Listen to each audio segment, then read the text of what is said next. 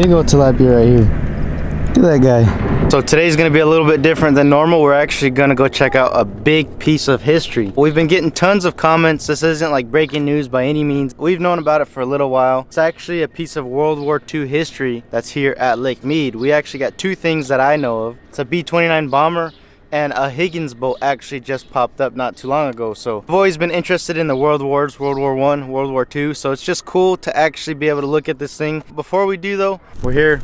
Seniors always. Like Adrian was saying, we're out here. We've been getting a lot of love from like the UK, Australia, just people that normally don't watch our videos have been tuning in because of the water levels at Lake Mead. So you guys are interested in this lake in general. So those of you that have never been around here, we're gonna go to the marina. We're gonna go show you some pretty cool things. There's some fish that hang around the docks. Pretty cool. We feed them popcorn and stuff like that. So this little section of the lake is privately owned, and these guys are out here trying to make a living as this water is dropping. So we're gonna go show them some support, show some local love. We're gonna go eat, hang out, spend some money here to support these guys. After that, we'll go check out that boat, and then we'll try to get a fish or two in at the very end of this video. So stay tuned for all that. Appreciate you guys for tuning in again. Let's go get it. So this is the back side of the marina right here. The other side, all the parkings were taken up. So we came back here. Hopefully we can find a place to park right here. You can go straight into the restaurant, straight into the store. Pretty nice little area here. So all these boats here, they pay for these slips. They stay out here permanently. And these people are kind of worried because the very back over there is almost pushing up to that mountain. If the water goes down, you know, 10 more feet or something, I could see it, you know, being an issue on that far side eventually. But as of right now, we're good. It's gonna be 113 today. Isn't that crazy? Yeah, it's hot. And you're wearing black and jeans. It's my style. All right, well, we tied off, made it work. All good for now. So this is what's cool about the marina here. One part of the marina is there's always fish to feed. Yeah, see, there's always fish. There's a big old catfish down there. That thing's pretty big, huh? 5-pound catfish right there. I wouldn't be surprised that one down there is pushing 10. There was an old video we had, maybe 6-7 years ago. We saw like a 30 or 40 pound striper. That carp right there is probably 15 to 20 pounds. He was almost double that. These stripers have been getting bigger out here. They were all, you know, about the size of the smaller ones. Now we're starting to see some 5-6 pound stripers out here wanting in on the popcorn action. The second you get out of the tires, you won't even see one. They're just like, they know they're safe right here. I'm gonna go inside this store right here. This is a Las Vegas boat harbor. They sell popcorn specifically for this, so let's go get some. Think they like cheddar or regular? It's a pretty good fishing section. That'll work. That would work. A lot of these would work. Pretty good selection. Actually, everything here would work for stripers. A couple catfish things. You can rent boats here too. That's pretty cool. Yeah, $6. Y'all want a bag? I got one. That guy's boat's loud in the background, but we got some cheddar popcorn. You can see all these fish.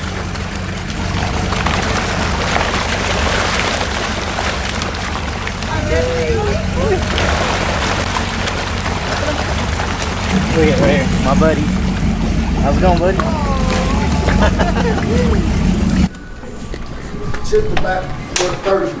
Perfect.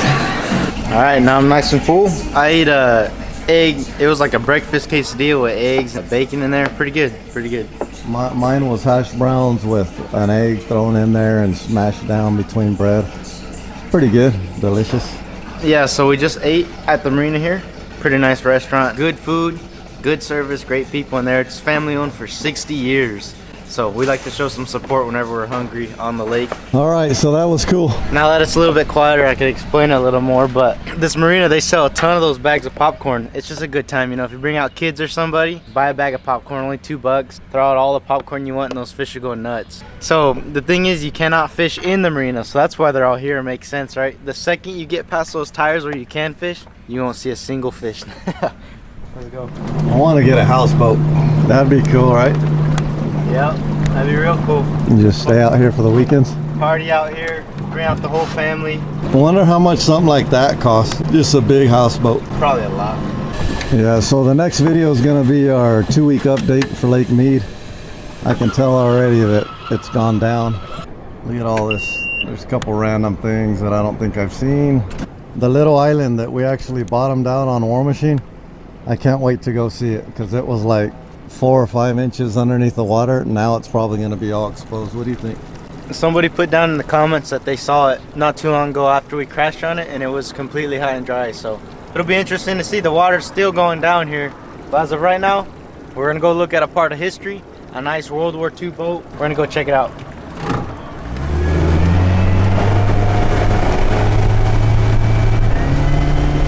Barely missed it. I was filming right there. Yeah, there's a big wake right here too. Right when you stopped recording, a carp almost jumped in the boat. That was crazy. It's really easy to hike here. You can even show it just right there. This is the south side of the marina right here. And there's the boat right there. So we're rolling up slow. We don't want to disturb any of the mud that's around it. But we're actually here to fish. But you guys are so interested in that boat that we're gonna check it out real quick, film it. It's just very neat getting to look at something like this. There was only a little over 20,000 of them made. There's only 20 left in general, so it's just cool to be able to see this. In a way, it got preserved because it was underwater for so long. A majority of this boat is actually wood. It's hard to believe, you know, a boat used for combat and stuff would be wood. When we jump off and we look around, you actually see that little bit of protection of steel on the sides, and that whole front wall was obviously steel too. I love everything about World War II, literally everything about it. So I love looking at this thing. Very cool. Big part of history right here. Not very many of them left at all. And the only reason that this is here is because it was underwater for so long. So these boats right here, they were invented a little bit before World War II, in like the 30s, I think it was. They were made in the bayou for bootlegging. You guys know back in the day, in like the 20s and stuff, alcohol was illegal. And these boats are big. They can hold a lot of weight. Military finally figured out about it, and they're extremely useful. This boat right here is one of the major reasons why we won World War II, to be honest, because it allowed us to get so much equipment, so many troops, and just a lot of stuff on the beaches that we weren't able to before. See that little circular spot back there? So when these things were first made, 2 gunners would sit in the back with 50s. I think it would have been 50s. Who knows what they were shooting back then, but 2 gunmen would be sitting back there. You'd have a driver, and then the whole thing full of men. They would have just drove it to the beach, hit the edge, dropped the door, and everybody would have took off running out the front. I shared it on my TikTok. It got hundreds of thousands of views. You guys love this thing. You wanted us to come back. So we're here. We're going to get a closer look. We're not going to mess with it. We don't want to touch anything. We're just going to film it from the outside and maybe get some underwater footage. That's basically it. It's a little old, like a lot old, and it's a little bit rusted and stuff, but the frame is still there, and we're gonna get a pretty good look at it. Oh, nice. We got the snorkel. All right, guys, I'm going in. Let's go get a better look. Ooh, this water's cold.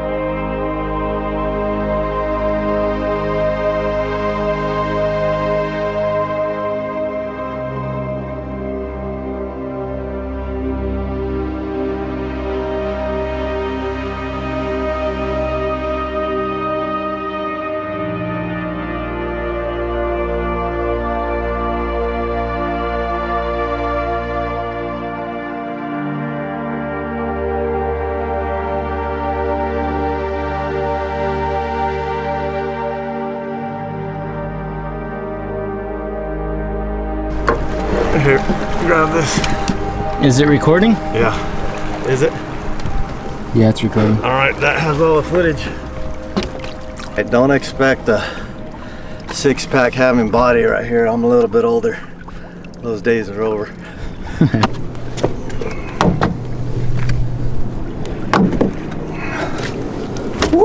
Got to see the bottom, got to see a little bit of the action. But as of right now, let's go see if we can get a fish, or just going to a random spot. You know, guys will get upset, hey, that's my fishing spot. We're going to a random spot, we're gonna try to catch a fish. If it's your fishing spot, my bad, but we gotta catch a fish.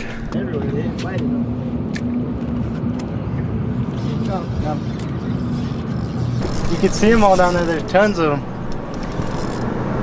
Look at, they're all falling. Oh, they were all chasing. I wonder if my bait will work in there. Yeah, do it right now. Right now. Try it.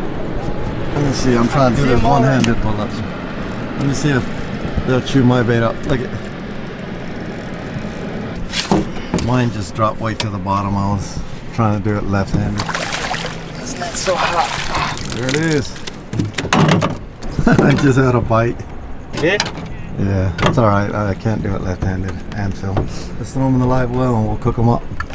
So after I went swimming for a little bit, we said we were gonna catch a fish, and right when we said that, we turned around and there was a boil, and Adrian hooks up to one right away. We have a fish now. So a couple requests from some of our old viewers and new viewers said, do you guys cook them? Do you eat them? Can you do a catch and cook? So as of right now, we're gonna head home and we're gonna throw this fish on the grill. We only took one because we only like to catch and take what we're gonna eat that night. I don't like having fish in the freezer, so we're gonna take them home, throw them on some butter, grill them up real quick, have lunch. Look like. Oh, you got him? Got him? Oh, You got him? oh, he's on. You said, oh, like you lost him. Came off and then he followed back up. Ah, dang, this thing's hot.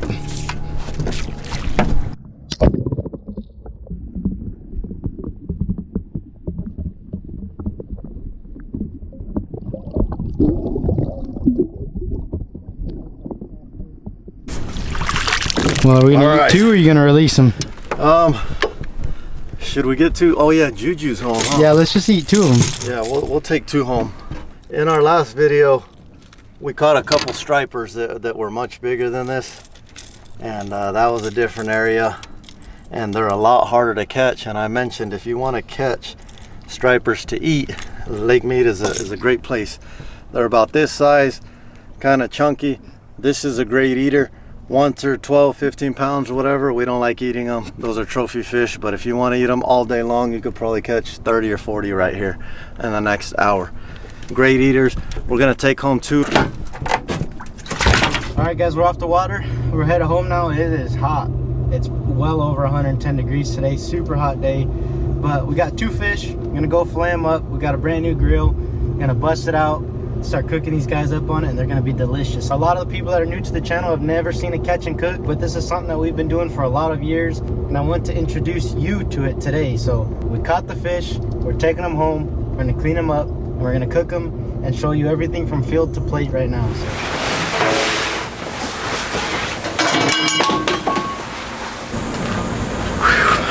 This is that new grill I was talking to you guys about. This is the Blackstone. I just got this thing. I don't have a whole lot of experience cooking on a griddle, but they're a lot easier to cook on than a standard grill. So I went ahead and I bought this thing, and we're gonna go ahead and cook with it today. A lot of people that have been watching the channel for a long time have seen me cook fish like this many times before, but I always do it and I keep doing it just because it's so easy to do and it turns out so delicious and it's so fast. We're gonna go ahead and start heating this up, get our fish seasoned up, bring it out here, cook it up real fast.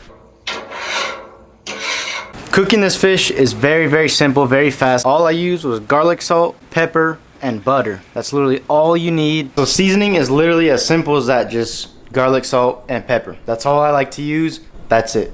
Extremely, extremely easy recipe, super delicious. Grill should be hot, so let's get to cooking. Man, it has been very, very hot lately out here. Especially standing next to a hot griddle, it makes it even hotter out here. So it's all gonna be worth it because this is gonna turn out just amazing. I know that there's going to be people asking in the comments about the filleting process of these fish. I didn't want to show it in this video. I got it in tons of other videos in the past. You guys could definitely check those out. I really recommend you guys try this. There's a lot of new people on the channel that haven't seen this before.